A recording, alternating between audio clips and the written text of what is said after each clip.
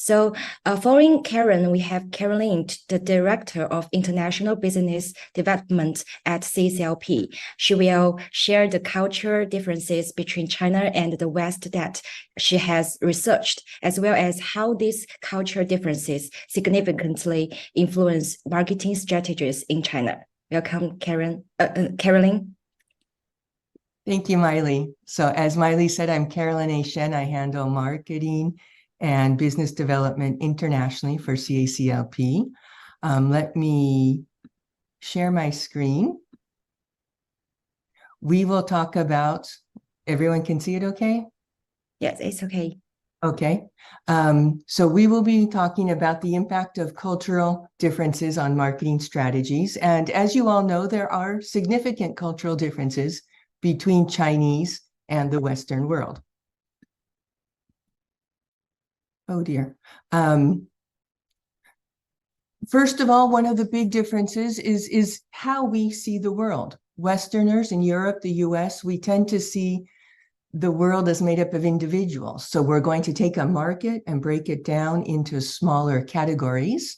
And then from there, break it even further down into the famous marketing persona. This is really the opposite of how Chinese look at the world. They look at the whole with patterns and the changes in patterns. And that different mindset will affect how you create your marketing, the marketing messages, and the marketing, and the marketing tools. Another big difference is the importance in relationships, friendships, trust, networking, very, very important in China. The Chinese characters you see here are guanxi, which refers to a person's contacts and connections, but it's actually even more than that. It refers to a mutually beneficial personal and business relationship based on personal trust, moral obligations, and reciprocity. It's actually a much larger definition than networking as we see it in the West. So when you choose your partners, you probably are already evaluating their local market knowledge and their understanding of Chinese business practices, but you should also look at their guanxi. This focus on relationships leads quite naturally to content marketing, because when you, in your personal life, in your business life, you don't come back always with the same information as you did before. So for marketing, you need to think of new content, which is interesting, useful, informative, and that you communicate regularly, because of course, regularity does get the message out there better. I'm going to switch from culture to actually technology. China in their telecom industry really leapfrogged over many steps that we saw in Europe and the US. So all of the desktop computers, landlines, in many places in China, they just leaped right over it into mobile phones with 4G, 5G. They actually have the highest use of 5G in the world. In December 2022, the number of mobile internet users in China was over 1.2 billion. And Karen told us the population in China is 1.4 billion. So that is an amazing 1.2 billion users is an amazing, amazing number. And on top of it, they spent a lot of time on their mobile phones, an average of 177.3 hours per month, which obviously for you as the marketer means you need to think mobile first in all of the communication that you do. In the West, we have GAFAM. In China, they have BAT, Baidu, Alibaba, and Tencent, which are the highest growing internet companies in China. Tencent Holding alone has 459 apps, Alibaba 148, and Baidu 114. These are huge, powerful cross-platform companies. And to give you an example of the power of that, I read a story in Forbes magazine back in 2017. The Chinese liquor brand Zhu, which I'm probably pronouncing wrong, launched an advertising campaign for the Chinese New Year. And they actually did something very cool. They partnered directly with Tencent News and created a series of hour-long live stream shows on cooking. So great chefs from different regions in China taught viewers how to cook local specialties. The native content was highlighted across Tencent News, social, entertainment, and gaming platforms. That's a surprising one, gaming. And they actually had more than 1.2 million viewers every day on mobile phones. It's a powerful, powerful idea there. Think of how you can adapt it to your marketing. And the Chinese, as you know, they do things fast. Earlier, I said the Chinese take a long view, they take a holistic view, and they spend a lot of time building relationships, and yet they will do things very, very, very quickly.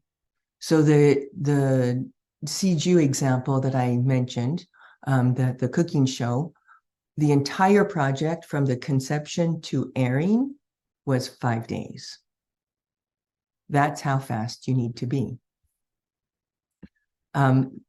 China, this is not a cultural difference, it's actually the same. China, like everywhere else in the world, people like to read in their native language. Even if they're fluent in English, even if they're fluent in other languages, they still want to read in Chinese. So if you want to develop your audience there, be sure to use the native language.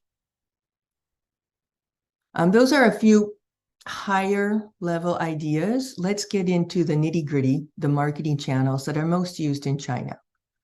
We're going to look at traditional, social media, digital, and offline channels. So traditional channels, we can think of TV, radio, billboard. Given the special nature of the IVD industry, of laboratory medicine, there are a lot of regulations and content restrictions, so you probably want to avoid these larger type of channels. Print media, once again, you don't want the big daily newspapers. However, there is a specialized industry press, which would be relevant for your marketing, and which could, you can avoid a lot of the issues related to the regulations. Here are some examples of traditional channels, which are different publications from the CAIVD and the PCEM. View and IVD News, regular journals, peer-reviewed. CACLP, this is the show catalog. And the blue book there is actually the yearly published industry report that Karen referred to earlier today. For social media, the big ones, WeChat, Sina Weibo, and TikTok. I'm sure you've all heard of TikTok already. WeChat is still the top communication app in China. 1.31 billion active monthly users as of December 2022. And for the little anecdote is, I know that they are indeed active users because I did not use WeChat for 1 month back in June, and they kicked me out. So 1.31 billion active users. It's a great way for you to communicate with your target market. We thought it would be interesting for you to see what we do for our own social media. So for CAIVD and PCEM, we use WeChat, we use WeChat video and TikTok. And then outside of China, internationally, we use Facebook, LinkedIn, and YouTube. A word about the other digital channels that you're used to using. In China, websites are used very differently. People will go to a website when they're looking for something very specific or specific information. For example, my colleagues in China are always on the websites, the governmental websites, to see the latest changes in regulatory. So in terms of your marketing, you need to have a website, of course, but it's not going to really bring you a lot of added value. SEO is another big issue and a complicated one when you're marketing in China. Generally speaking, China has its own search engines, and what you do for optimizing Google most likely will not help you on the Chinese search engines and vice versa. So while that's a major, major way of bringing traffic to your website and bringing in new prospects, probably not going to help you in China. Once again, KOLs, because of the relationships, because of Guanxi, really key opinion leaders, influencers are going to be much more helpful for you. Emailing, the best tool for you outside of China is not the best in China.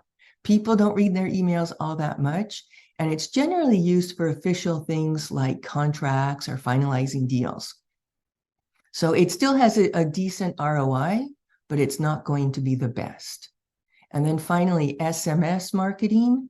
My colleagues use this quite a bit, and it's very successful. It has a much higher response rate than emailing, for example, but it is expensive. So it will be something that you want to use wisely and at appropriate moments. Once again, we thought it would be interesting for you to see just what we do, what is our marketing mix. And so we have websites in Chinese and in English. We do webinars and live streams, about 50 per year. So that's, almost every week. We do SMS mailings to our 70,000 contacts, e-newsletters about every other week. Once again, that's an interesting difference there. And then, very surprisingly, we have our own apps, both the CAIVD News and the CACLP app. I wanted to add this in because for me, it's quite interesting and quite helpful for international companies. While it can be difficult for you to navigate SMS, emailing, WeChat, how do you want to communicate? The most preferred method is conferences and exhibitions. This chart comes from b2binternational.com, and I thought it was interesting for you to know. It's probably not a surprise given, the whole relationship thing that we discussed earlier, but it's interesting to know just how much more popular it is. Again, we did a little comparison for you. The two most important events in the Chinese market, CMEF and CACLP. CMEF is a general medical device show, so very similar to Medica, with part of it is IVD, but not the entire thing. CACLP is more like AACC or ADLM, as it's called now, with a focus on our industry. So, what can I say in terms of strategies? As in any other country, do your research. Thorough market research is essential for success here. Understanding local trends, customer preferences, best ways to communicate, and the regulatory environments are really important in order to prepare the way for your launch in China. Local partnerships, so leveraging the knowledge that partners can have of the unique challenges in the Chinese market, because there are, and also building relationships with key players. Your local partners, if they have a very good Guanxi, they can actually help you leapfrog over the beginning stages in those relationships. Digital marketing, as we've seen, very significant opportunities. Understanding the local digital landscape and how to work with partners or platforms in order to maximize your impact. And then also, let's be honest, entering the Chinese market will take you time and it will take investment. And so you really do need to think like a Chinese company and have that long-term outlook in order to have success. So thank you for your time. Thank you for your attention. And I'm here if you have any questions later on.